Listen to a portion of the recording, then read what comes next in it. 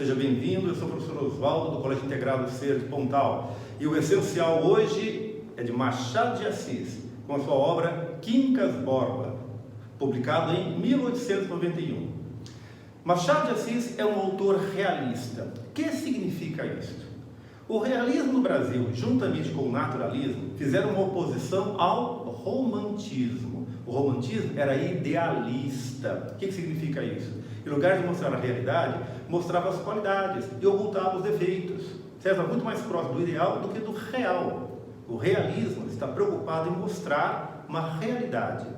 E uma realidade de maneira objetiva. Então, é muito comum ter o narrador, por exemplo, em terceira pessoa, dar a objetividade ao texto. É muito comum o autor, por exemplo, buscar conhecimentos na ciência para construir o seu texto. De maneira que uma obra realista te dá um conhecimento da realidade como te daria um tratado científico. Há uma aproximação no século XIX muito grande entre literatura, entre arte e ciência.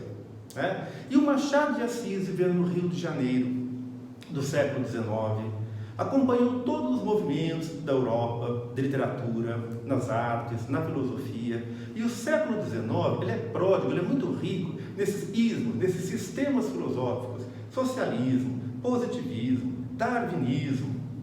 E o Machado, atento a tudo isso, tinha uma visão muito cética, ele desconfiava muito disso, daqueles projetos que queriam dar uma solução para os problemas humanos.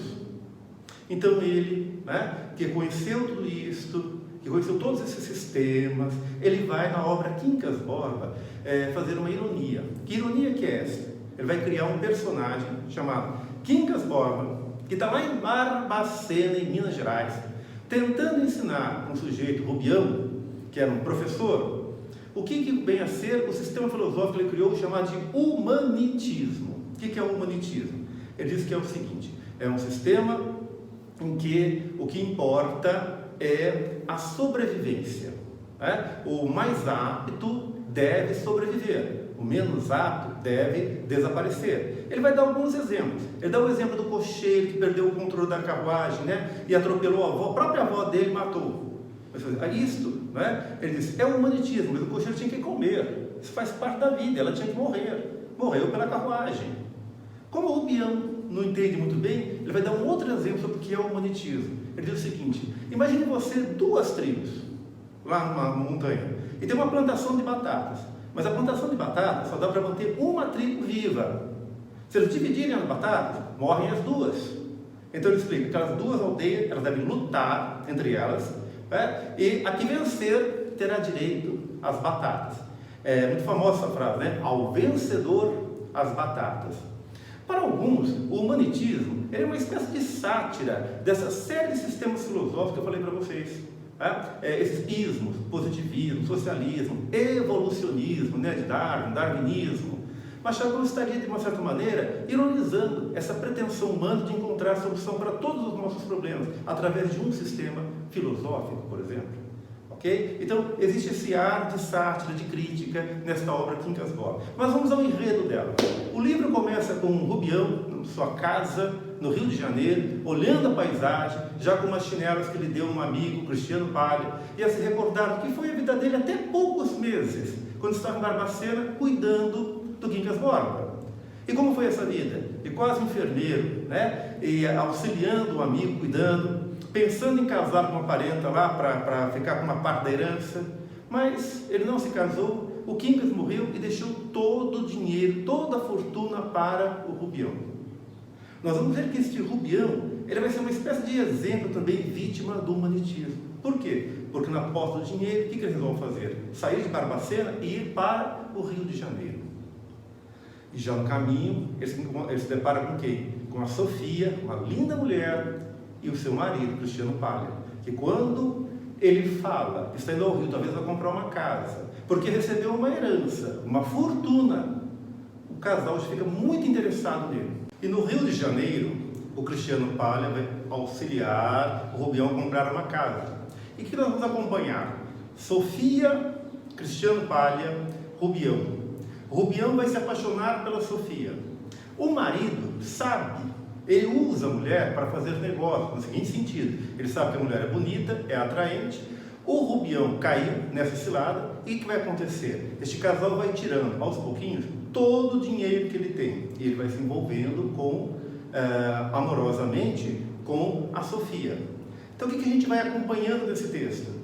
Que o Rubião é o menos apto a viver no Rio de Janeiro. Ele se deixa levar por a festa, ele se deixa levar por sentimentos, num lugar que todo mundo age por materialismo, por aparência.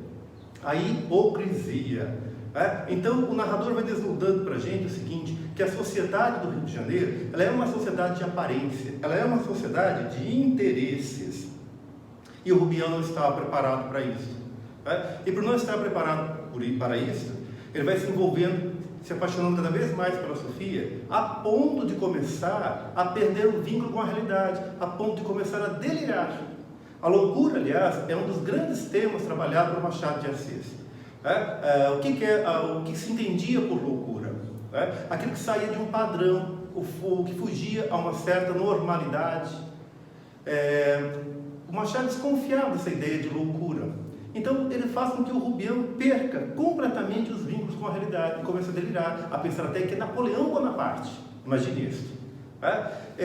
E ciente disso, as pessoas que o cercavam, que enquanto ele estava rico, foram tirando dele a sua fortuna, foram vivendo às custas dele. Quando ele começa a manifestar loucura, o que as pessoas fazem? Se afastam, dão até um jeito de interná-lo. E ele que chegou, que acaba de chegar ao Rio de Janeiro, que imaginava ter feito amizades com Carlos Maria, que é um narcisista, numa sociedade que vive apenas de aparência, não percebeu isso, ele é devorado por essa sociedade.